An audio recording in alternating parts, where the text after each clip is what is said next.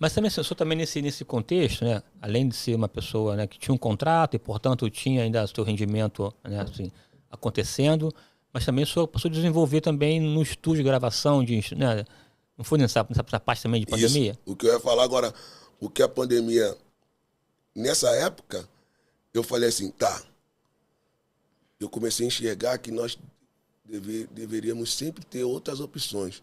De novo, é o mesmo tom, né? Eu falei, cara, porque também, pastor, a Globo poderia muito bem, ela tinha respaldo para fazer, gente, deu, agora eu vou ter que romper com o contrato e ponto final.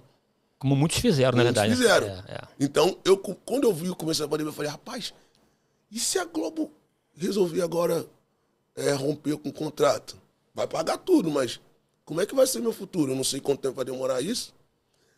Aí eu falei, cara, eu não posso ter só esse recurso, eu tenho que ampliar. Aí na pandemia, algumas pessoas me chamavam para fazer collab, tocando, e eu não tinha condições, eu ia no estúdio de um amigo, e esse amigo, Danilo Sina, é um dos caras que mais me incentivam, ele é pastor também, na IPAM, você tem que ter um estúdio.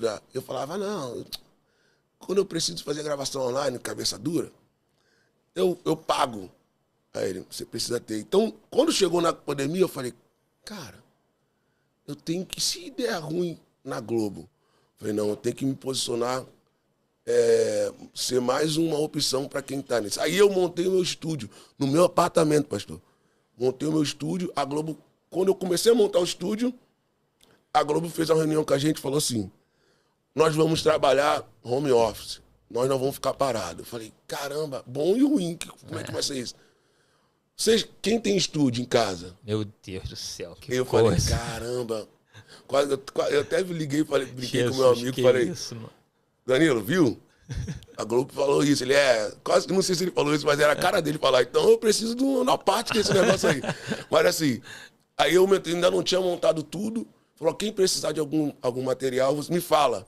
Aí eu falei, sabe de uma coisa? Se isso durar um mês, eu não quero ficar dependente da Globo. Falei, não, eu tenho tudo. Aí eu comecei a arrumar, montei meu estúdio no meio da pandemia. E isso abriu um leque. Eu não gravava online, pastor. Eu não era um músico de gravação, eu não tinha estúdio. Eu gravava muito em estúdios. Né? Depois do ano de 2008, na época que eu toquei com o Alexandre, eu rompi em várias áreas, inclusive em gravação. Só que eu não tinha meu próprio estúdio. Então, no meio da pandemia, quando eu montei meu estúdio, eu comecei a gravar, pastor, em coisas que eu não gravava. Então, assim, na pandemia eu montei meu estúdio, dei um curso online, fiz coisas que eu não fazia antes. Então, assim, em meio ao caos, falei, cara, eu criei uma oportunidade. A gente tem que criar oportunidades. E aí eu me tornei um dos caras hoje que, referência, assim, com toda humildade, dos que são referência como gravação online.